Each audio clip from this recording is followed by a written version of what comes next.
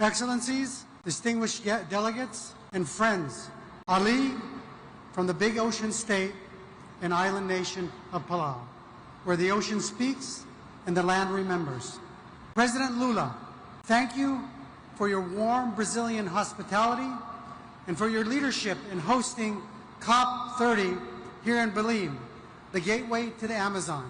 You know, this sacred setting reminds us of what we must protect and the stewardship we must activate.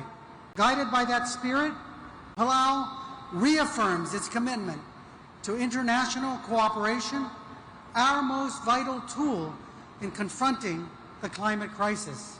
We express deep concern over the reversal by some long-standing climate commitments and the chronic shortfall in our collective ambition.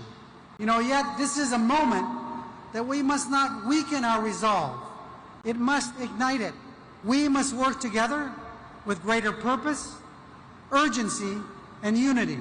We commend Brazil for its leadership in nature-based solutions and urge it, as COP President, to champion frameworks that value not only restoration, but also preservation of intact ecosystems, both marine and terrestrial. Although Palau's share of global emissions is only 0.00002%, our forests and mangroves make us a negative emitter.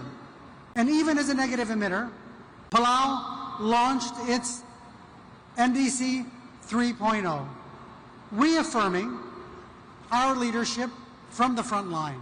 Our targets are bold, a reduction of 44% from our 2015 levels by 2035, and a pathway to 100% renewable energy with critical support from our partners, Australia, Taiwan, Japan, and the ADB.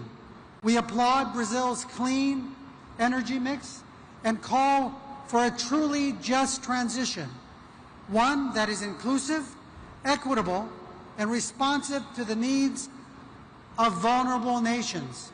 It demands enduring partnerships, catalytic investment, and shared innovation.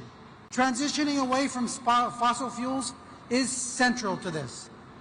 Looking ahead, Palau and our Pacific family support Australia's bid to host COP31 in the Pacific.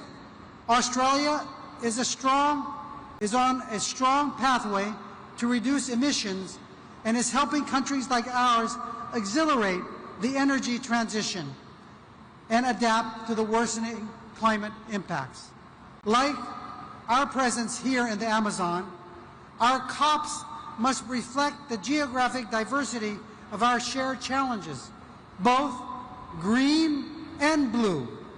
The Pacific has long served as the world's moral compass on climate justice, fighting for the 1.5-degree goal, and advancing loss and the damage mechanism, and leading the landmark ICJ advisory opinion.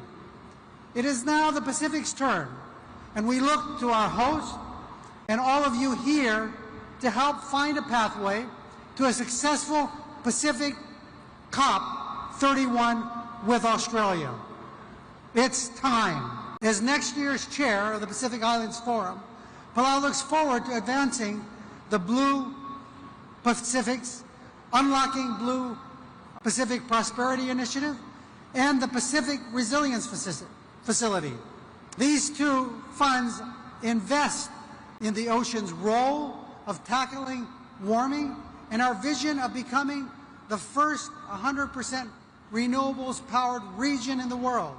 This will help us in reallocating the $6 billion the Pacific spends annually on fossil fuels and will transform livelihoods and prosperity for our people. As we advance this agenda, let us reaffirm our defining principle: leaving no one behind. Despite strong climate ambitions, Taiwan continues to be excluded from this process. With higher emission reduction targets and science-based actions, Taiwan can help accelerate the global transition. Every capable partner, including Taiwan, must have a seat at the table. And as current chair of AOSIS, I speak as one with my fellow leaders.